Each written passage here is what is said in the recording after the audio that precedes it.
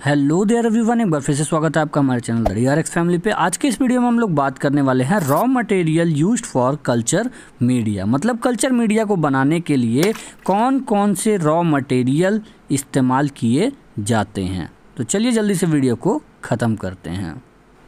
सबसे पहले तो आप ये जान लीजिए कि कल्चर मीडिया होता क्या है। यहाँ पे आपको लिखा होगा, एक पेज पे देखने को मिल रहा है, note this page is for your knowledge only. ये पेज केवल आपके नॉलेज के लिए है। अगर आप चाहें तो एग्ज़ाम में लिख भी सकते हैं, आपको 2 नंबर एक्स्ट्रा, मतलब एक्स्ट्रा तो नहीं मिल जाएगा, मगर हाँ ये है कि आपके नंबर अच्छे उठेंगे। सबसे पहले हम जानते हैं कल्चर मीडिया होता क्या है। पहला पॉइंट क्या कह रहा है, culture media is also called as growth media. मतलब कल्चर मीडिया को ही हम ग्रोथ मीडिया के नाम से भी जानते हैं। दूसरा पॉइंट कह रहा है, कल्चर मीडिया में be defined as the food material और substance required for growing microorganism in vitro. In vitro का मतलब होता है आउटसाइड द बॉडी।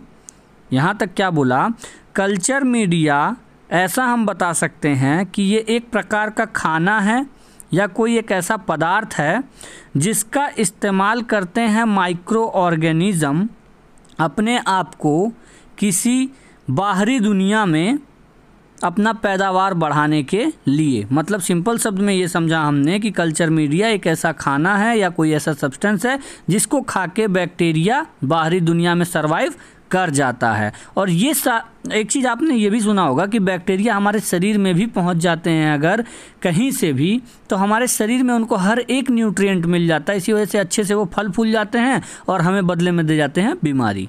दूसरे क्या लिखा है, और इट इज़ अ लिक्विड और जेल लाइक सब्सटेंस। या तो ये कल्चर मीडिया कोई लिक्विड है या जेल लाइक सब्सटेंस है, मेड बाय डिफरेंट इंग्रेडिएंट्स, जो कि अलग अलग कई पदार्थों से मिलके बना हुआ है, that are required for the microorganism, जिनकी ज़रूरत माइक्रो ऑर्गेनिजम्स को होती है in order to show their growth, अपना पैदावार दिखाने के लिए या अपना ग्रोथ दिखाने के लिए। ठीक है, तो हमने यही बोला मैंने आपको कि ये पेज पूरा का पूरा आपके नॉलेज के लिए ही केवल था। ठीक है, हमने इस पेज पे ये जाना कि कल्चर मीडिया को ग्रोथ मीडिया के नाम से भी जानते हैं। कल्चर मीडिया कोई एक प्रकार का खाना है या कोई एक ऐसा सब्सटेंस है जिसका मदद लेके बैक्टीरिया कहीं बाहर in vitro outside the body अच्छे से फलता फूलता है। ठीक है, या दूसरे शब्दों में यह कोई एक तरल पदार्थ है या जेल लाइक सब्सटेंस है, कोई एक जेल लाइक पदार्थ है जो कि कई अलग अलग चीज़ों से मिलके बना हुआ है और इसका इस्तेमाल करके बैक्टीरिया अपना ग्रोथ दिखाता है या इसको खा के बैक्टीरिया बड़ा होता है। फिर आ रहा है, note, depending upon the cell that you wish to grow. किस तरह का सेल आप पैदा करवाना चाह रहे हैं, द कल्चर मीडिया में ऑल्सो डिफर। और उसी हिसाब से कल्चर मीडिया भी आपको सेलेक्ट करना पड़ जाएगा। ठीक है, आप बैक्टीरिया कल्टीवेट करना चाह रहे हैं या वायरस कल्टीवेट करना चाह रहे हैं, तो इसी हिसाब से कल्चर मीडिया या उसके हिसाब से चेंज कर दिया जाता है। मतलब बैक्टीरिया को मान लो एक खाना है जिसका नाम रखा ए, तो बैक्टीरिया को ए चाहिए, और वायरस को एक खाना है जिसका नाम रखा सी, तो वायरस को सी चाहिए अपना ग्रोथ दिखाने के लिए। तो इसी हिसाब से मैंने बोला कि कौन सा माइक्रो ऑर्गेनिज्म आप इस्तेमाल कर रहे हैं, उसी हिसाब से कल्चर मीडिया भी चेंज होता रहता है। तो चलिए एग्जाम में जब आप एक बार लिख देते हैं कि कल्चर मीडिया क्या है, उसके बाद हेडिंग डालिएगा raw material used for culture media, और उसके बाद ये पूरे 9 के 9 पॉइंट आप एज इट इज़ इसको अपने एग्ज़ाम में छाप दीजिएगा। मगर तब जब आपको ये चीज़ समझ में ना आए या आपको थोड़ा कम पढ़ना हो, तो ये इतना चीज़ अगर आप एग्ज़ाम में लिख देंगे तो आप पास हो जाएंगे आराम से। आपको 5 नंबर का क्वेश्चन है तो आपको एटलीस्ट 3 नंबर दे ही देगा। तो या तो आप इसको बनाइएगा, इसको लिखिएगा पूरा का पूरा, या तो आप ऐसे फ्लो चार्ट बना दीजिएगा। ये फ्लो चार्ट थोड़ा अट्रैक्टिव है, इस वजह से नंबर थोड़ा और अच्छा उठेगा। और इस फ्लो चार्ट में मैंने डिटेल थोड़ा ज़्यादा ऐड किया है, जिसकी वजह से आपका नंबर एक्चुअली बूस्ट करेगा, ज़रूर करेगा। ठीक है, और अगर आप अपने जानकारी के लिए पढ़ना चाह रहे हैं, अच्छे से जानकारी चाहते हैं और अच्छे से एग्ज़ाम में इस आंसर को लिखना चाहते हैं, तो उसको स्टार्ट करते हैं अब। कल्चर मीडिया को बनाने के लिए हमें पानी की ज़रूरत पड़ती है। अब पानी, कैसा पानी इस्तेमाल करते हैं हम, इसका ध्यान समझिएगा क्या मैं बताने जा रहा हूँ। Water deionized or distilled water are used as solvent for the preparation of culture media।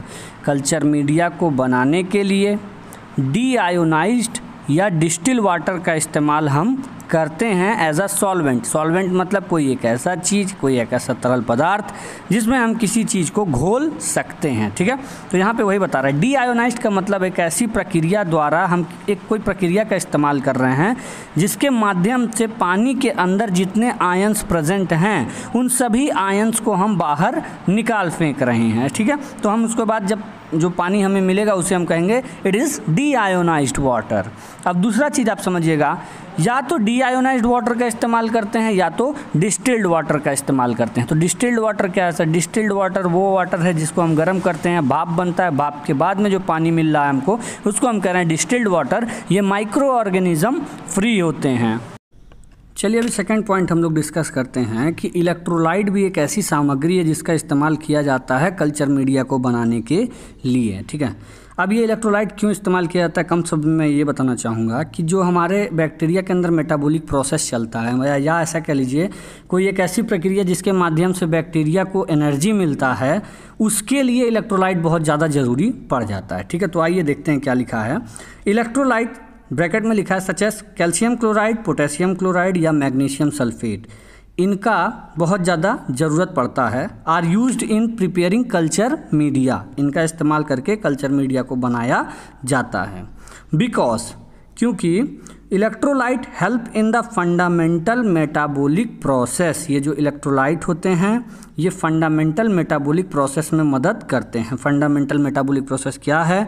मतलब बहुत बेसिक सा एक ऐसा प्रक्रिया जिसके माध्यम से एनर्जी उत्पन्न हो रहा है। लाइक सेलुलर रेस्पायरेशन, जो सेल्स हैं वो रेस्पायरेट करें, सांस लें, इसके लिए जो ध्यान रखता है वो इलेक्ट्रोलाइट रखता है। इलेक्ट्रोलाइट नहीं रहेगा तो सेल सांस नहीं ले पाएगा या एनर्जी नहीं मिल पाएगा उसको, वो मर जाएगा। ट्रांसपोर्ट ऑफ फूड मॉलिक्यूल, एक जगह से दूसरे जगह तक खाने के जो कण हैं उनको एक जगह से दूसरे जगह ले जाने के लिए भी इलेक्ट्रोलाइट का बहुत ज़्यादा ज़रूरत पड़ता है बैक्टीरिया को, ठीक है। A classical example is sodium chloride. एक चीज़ समझिएगा, सोडियम क्लोराइड जो है कल्चर मीडिया में बहुत धड़ल्ले से इस्तेमाल किया जाता है, ठीक है। ऐसा इस वजह से क्योंकि सोडियम क्लोराइड ऑस्मोटिक प्रेशर को मेंटेन रखता है। ऑस्मोटिक प्रेशर क्या है सर? मतलब सेल्स के अंदर का जो पानी है वो सेल्स के बाहर नहीं जाने देगा और बाहर के पानी को सेल्स के अंदर नहीं जाने देगा। एक कम शब्द में आप यही समझ के रखिए कि इलेक्ट्रोलाइट ऑस्मोटिक प्रेशर को मेंटेन करके रखता है, इस वजह से इसका भी इस्तेमाल हम कल्चर मीडिया में करते हैं। चलिए अब हम लोग बात कर लेते हैं पेप्टोन की। पेप्टोन भी तीसरी ऐसी सामग्री है जिसको हम कल्चर मीडिया को बनाने के दौरान में इस्तेमाल करते हैं, ठीक है। पेप्टोन क्या है सर? पेप्टोन पहला पॉइंट क्या बता रहा है? Peptone it provides nitrogen carbohydrate in the medium. मतलब ये जब पेप्टोन हम इस्तेमाल करते हैं इसमें कल्चर मीडिया में, तो ये उस कल्चर मीडिया में नाइट्रोजन प्रोवाइड कराता है और कार्बोहाइड्रेट प्रोवाइड कराता है जिसके माध्यम से बैक्टीरिया अच्छे से फलता फूलता है, ठीक है। एक चीज़ आप समझिएगा, लोग क्या कहते हैं कि खेतों में आग नहीं लगाना चाहिए क्योंकि उससे नाइट्रोजन उड़ जाता है, और हकीकत तो यही है। नाइट्रोजन बैक्टीरिया के ग्रोथ के लिए बहुत इंपॉर्टेंट होता है, ठीक है। तो इस वजह से हम पेप्टोन का इस्तेमाल करते हैं ताकि नाइट्रोजन और कार्बोहाइड्रेट उस मीडियम में प्रेजेंट रहे जिसको बैक्टीरिया आराम से खा के फल फूल सकता है, ठीक है। अब समझिएगा दूसरा पॉइंट इसी में बोल रहा है, peptone is a water soluble product. Peptone को अगर आप पानी में घोलेंगे तो ये घुल जाएगा, तो इसका मतलब ये हुआ peptone is a water soluble product. अभी इसी पॉइंट में दूसरा फुल स्टॉप के बाद में आप देखिएगा लिखा है, peptone is a water soluble product which is obtained from hydrolysis of animal और plant protein in the presence of acid और एंजाइम। मतलब ये इतना चीज़ बोल रहा है, पेप्टोन एक ऐसा पदार्थ है या एक ऐसा प्रोडक्ट है जिसको जब हम पानी में घोलेंगे तो ये घुल जाएगा, ठीक है। और पेप्टोन हमको मिलता कहाँ से? पेप्टोन हमको मिलता है या तो एनिमल से या तो प्लांट से। समझिएगा कैसे? एनिमल से प्रोटीन निकालते हैं या तो प्लांट से प्रोटीन निकालते हैं, और उस प्रोटीन के ऊपर हम लोग एसिड डाल देते हैं या तो एंजाइम डाल देते हैं। एसिड भी हाइड्रोलाइसिस करवाता है उस प्रोटीन का और एंजाइम भी हाइड्रोलाइसिस करवाते हैं उस एनिमल या प्लांट के प्रोटीन का, जिसके माध्यम से हमको मिल जाता है पेप्टोन, ठीक है। एक चीज़ याद रखिएगा कि जो एंजाइम हम इस्तेमाल करते हैं एनिमल या प्लांट के प्रोटीन को हाइड्रोलाइज करने के लिए, पानी उसमें से निकाल के उसको ब्रेक डाउन करने के लिए, उस एंजाइम का नाम है पेप्सिन या ट्रिप्सिन। पेप्सिन, ठीक है। अभी समझिएगा, नोट करके आप एग्जाम में लिख दीजिएगा, काफ़ी अच्छा नंबर उठेगा। Pepsin and trypsin are digestive enzymes, मतलब ये जो एंजाइम्स होते हैं ये पाचक होते हैं, ठीक है, पचा देते हैं, किसी भी चीज़ को तोड़ देते हैं। Break down protein into smaller amino acid, तो मैंने यही बताया कि पेप्सिन और ट्रिप्सिन डाइजेस्टिव एंजाइम हैं जो प्रोटीन को छोटे छोटे अमाइनो एसिड में तोड़ देते हैं, अमीनो एसिड आप कह सकते हैं।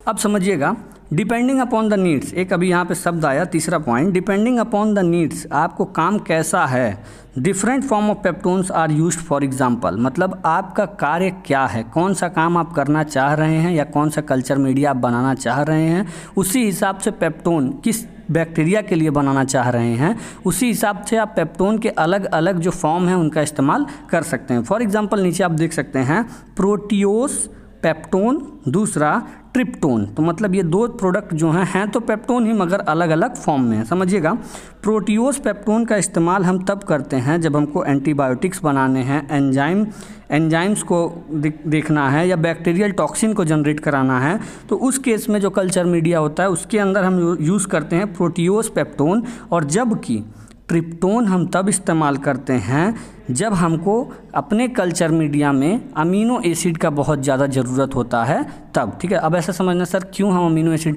कुछ बैक्टीरिया ऐसे होते हैं जिनको अमीनो एसिड का ज़रूरत पड़ता है अपने आप का ग्रोथ दिखाने के लिए, तो अब उस बैक्टीरिया को हम ऐसे कल्चर मीडिया में डाल दें जहाँ पे प्रोटियोस पेप्टोन है और ट्रिप्टोन नहीं है, तो वो बैक्टीरिया जो है अच्छे से ग्रो नहीं कर पाएगा। मगर जैसे ही ट्रिप्टोन हम कल्चर मीडिया में डालेंगे और उस बैक्टीरिया को इंट्रोड्यूस कराएंगे उस कल्चर मीडिया में, तो वो ट्रिप्टोन को खाएगा और अच्छा खासा अपना ग्रोथ दिखाएगा।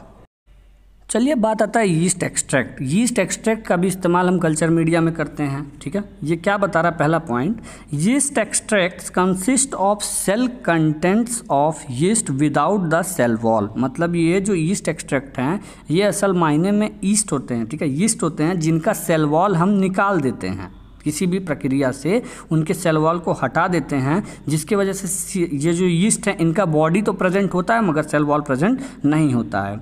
दे are used as nutrient for bacterial culture media, मतलब ये जो यीस्ट एक्सट्रैक्ट है ये न्यूट्रिएंट का काम करता है बैक्टीरिया के कल्चर मीडिया में, and also as a food additive और फ्लेवरिंग, और रेदर देन अगर हम कल्चर मीडिया की बात नहीं करते हैं तो इसी यीस्ट को हम फूड एडिटिव्स में भी इस्तेमाल करते हैं और फ्लेवरिंग एजेंट के तौर पर भी इस्तेमाल करते हैं। कभी आपने ये सुना होगा कि ब्रेड बनाना है तो जाओ मार्केट से यीस्ट लेते आओ, तो वो यहीं पे यही बात हो रही है, फूड एडिटिव्स, ठीक है। सेकंड पॉइंट क्या कह रहा है, it stimulates the growth of bacteria in culture media. अगर कोई एक बैक्टीरिया अपना अच्छा सा ग्रोथ दिखा नहीं रहा है कल्चर मीडिया में, तो आप कल्चर मीडिया में जब यीस्ट एक्सट्रैक्ट मिला के बना रहे हैं उस कल्चर मीडिया को और उस पर बैक्टीरिया को रख रहे हैं तो वो अपना ग्रोथ बहुत अच्छा दिखाएगा।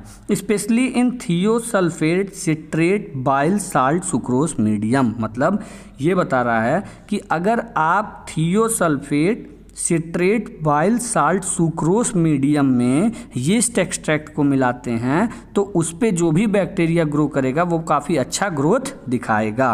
is a selective agar culture plate that is used in microbiology laboratory to isolate vibrio species। अभी ये जो चीज़ मैंने आपसे बोला thiosulphate citrate bile salt sucrose medium, इस मीडियम का ये एक ऐसा अगार कल्चर प्लेट है, एक अगार के द्वारा अगार के माध्यम से बनाया गया एक ऐसा प्लेट है, एक ऐसा कल्चर मीडिया है जिसके माध्यम से हम विब्रियो स्पेसीज के बैक्टीरिया को अलग करते हैं किसी भी लेबोरेटरी में। तो मतलब आप सिंपल समझ लीजिए कि यदि विब्रियो स्पेसीज का आपको ग्रोथ देखना है तो आप thiosulphate citrate bile salt sucrose medium लीजिए और उसमें इस चीज़ को सुनिश्चित कर लीजिए कि यीस्ट एक्सट्रैक्ट उसके अंदर प्रेजेंट है, तब आपका विब्रियो स्पेसीज अच्छे से उस पर ग्रो करेगा जिसको आगे चल के आप आसानी से सेपरेट कर लेंगे।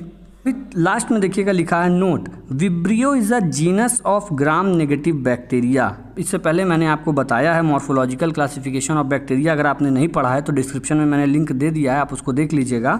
यहाँ पे बता रहा है कि ये जो विब्रियो स्पेसीज होते हैं ये ग्राम नेगेटिव बैक्टीरिया हैं, possessing a curved rod comma shape, जो कि कॉमा शेप के होते हैं, several species of which can cause food burn infection.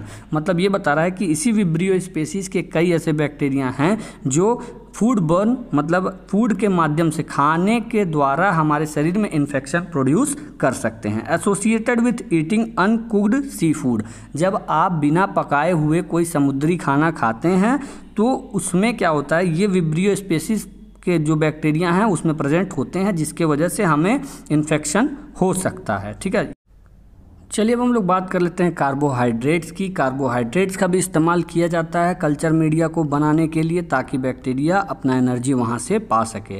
As a source of carbon and energy in culture media, मतलब कार्बोहाइड्रेट जो है किसी एक कल्चर मीडिया में जब इसको डाला जाता है तो ये उस कल्चर मीडिया में ढेर सारी मात्रा में कार्बन प्रोड्यूस करता है और एनर्जी प्रोड्यूस करवाता है। ठीक है, rather than this it also help in the differentiating and separating strain of bacteria. इसके अतिरिक्त अगर देखते हैं तो ये कार्बोहाइड्रेट कोई जो डिफरेंट स्ट्रेन्स बैक्टीरिया के प्रेजेंट हैं उनको सेपरेट करने में या डिफ्रेंशिएट करने में भी मदद करता है। Example, lactose is used in some culture media to separate the lactose and non lactose fermenting organism, मतलब ये जो लैक्टोज है ये एक तरह का कार्बोहाइड्रेट है जिसको हम कल्चर मीडिया में इस्तेमाल करते हैं, और इसके माध्यम से हमको ये पता चल जाता है कि उस कल्चर मीडिया में लैक्टोज फर्मेंटिंग ऑर्गेनिज्म प्रेजेंट हैं या नॉन लैक्टोज फर्मेंटिंग ऑर्गेनिज्म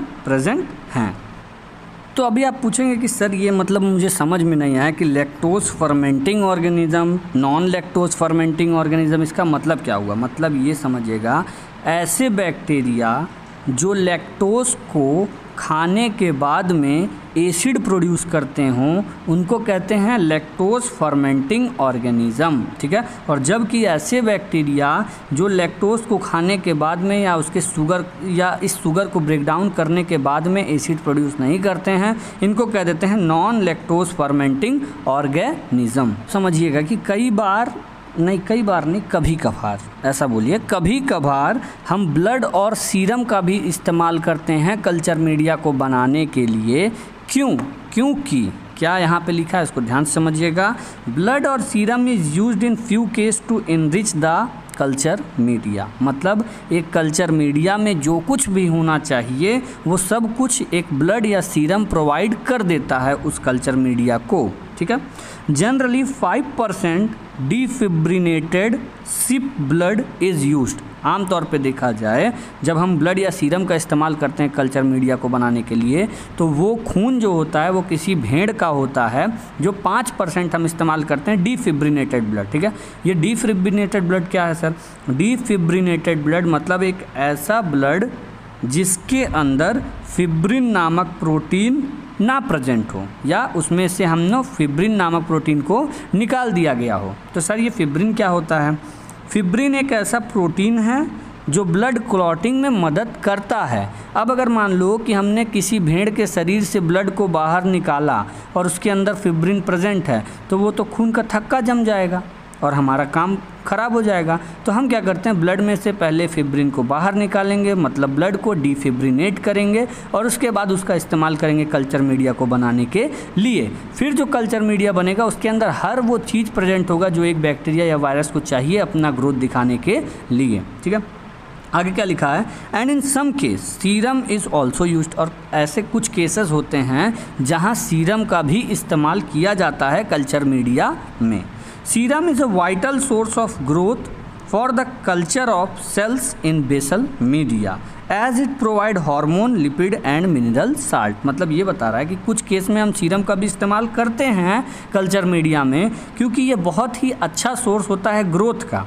इसके माध्यम से बैक्टीरिया बहुत अच्छा ग्रो करते हैं क्योंकि सीरम के अंदर पाया जाता है हार्मोन, सीरम के अंदर पाया जाता है लिपिड और सीरम के अंदर पाया जाता है मिनरल साल्ट। और यही तीन चीज़ें जो होते हैं इनका एक बैक्टीरिया को ज़रूरत पड़ता है अपना ग्रोथ दिखाने के लिए या अपने आप को फलने फूलने के लिए। ठीक है, सेकेंड पॉइंट क्या कह रहा है, serum also regulate cell permeability. मतलब सीरम अगर आप इस्तेमाल कर रहे हैं तो वो इस बात का ध्यान रखता है कि बैक्टीरिया के सेल के अंदर कौन जा रहा है और कौन नहीं जा रहा है। मतलब ये जिसको नहीं जाना रहता उसको बाहर ही रोक देता है। तो यहाँ पे ये बता रहा है सेल परमिएबिलिटी में भी मदद करता है सीरम। क्या बता रहा है, serve as a carrier for lipid enzymes and trace element into the cells. मतलब एक बैक्टीरिया के सेल के अंदर अगर मान लो लिपिड का ज़रूरत पड़ा तो ये सीरम मदद करेगा लिपिड को उस बैक्टीरिया के सेल के अंदर जाने के लिए। दूसरा, एंजाइम का ज़रूरत पड़ा उस बैक्टीरिया के सेल के अंदर तो वो एंजाइम को भी अंदर भेजने में मदद करेगा। ट्रेस एलिमेंट्स की ज़रूरत पड़ी तो ये ट्रेस एलिमेंट्स को भी बैक्टीरिया के सेल के अंदर भेजेगा। तो ये है सीरम का, ठीक है। तो हमने ये समझा कि ब्लड और सीरम का भी इस्तेमाल करते हैं हम कभी कभार जब हमको कल्चर मीडिया बनाना होता है। ऐसा इस वजह से क्योंकि ब्लड के अंदर सब कुछ वो जो बैक्टीरिया को चाहिए जिंदा रहने के लिए वो सब कुछ मिल जाता है। नोट करने वाली बात यह है कि डिफिब्रिनेटेड ब्लड का इस्तेमाल करते हैं, वो भी सिप के, ठीक है। दूसरा चीज़ जो सीरम था, सीरम जो होता है एक तरह से ये सेल मेम्ब्रेन परमेबिलिटी में मदद करता है। दूसरी बात ये बहुत अच्छा ग्रोथ सोर्स होता है, ठीक है। इसके माध्यम से बैक्टीरिया अच्छे से फलते फूलते हैं। चलिए अब लास्टली हम लोग बात करते हैं अगार के बारे में। अगार को बहुत ज़्यादा बड़े पैमाने पर इस्तेमाल किया जाता है कल्चर मीडिया को बनाने के लिए, क्योंकि ये बहुत ही अच्छा सोर्स होता है, न्यूट्रिएंट प्रोवाइड कराता है बैक्टीरिया को और एक सॉलिड मीडियम का भी काम करता है। मतलब अगर हमको सॉलिड मीडिया तैयार करना है तो उसमें हम अगार का इस्तेमाल करते हैं। क्या बता रहा है, अगार इज येलो ग्रैन्युलर पाउडर। अगार जो है पीले कलर का ग्रैन्युलर पाउडर होता है, दरदरा पाउडर होता है। Which is prepared from seaweeds, जो कि समुद्र में पाए जाने वाले जो खरपतवार होते हैं या जो उनके अंदर पेड़ पौधे होते हैं उनके माध्यम से अगार को बनाया जाता है, ठीक है। अब ये सीवीड कौन सा था, एल्गे गैलेडियम स्पीसीज। मतलब एल्गे गैलेडियम स्पीसीज जो हैं वो जो पेड़ पौधे पाए जा रहे हैं उनमें से हम क्या करते हैं, अगार को बनाते हैं। Contain small amount of protein, agar के अंदर थोड़ी मात्रा में प्रोटीन पाया जाता है। एंड सम इनऑर्गेनिक साल्ट, और साथ ही साथ इसके अंदर कुछ इनऑर्गेनिक साल्ट्स भी पाए जाते हैं।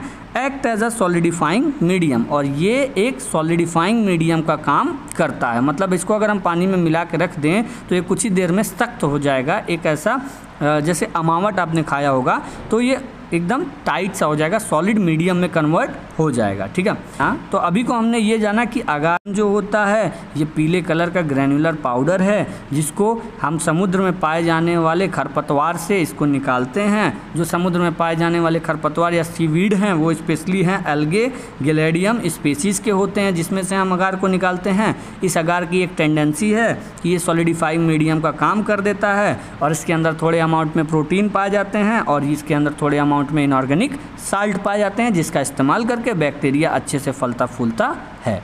तो फिलहाल आज की वीडियो में इतना ही। मिलते हैं नेक्स्ट टॉपिक पे। जो भी कुछ होगा आपके सिलेबस से सेकंड टॉपिक वो अब मैं अपने चैनल पे अपलोड कर दूंगा। मगर आप चैनल को एक काम करना, सब्सक्राइब कर लेना और बेल आइकन दबाना बिल्कुल मत भूलना ताकि जैसे ही कोई मैं टॉपिक अपलोड करूँ वो आप तक सबसे पहले पहुँच जाए। फिलहाल के लिए इतना ही। Bye bye.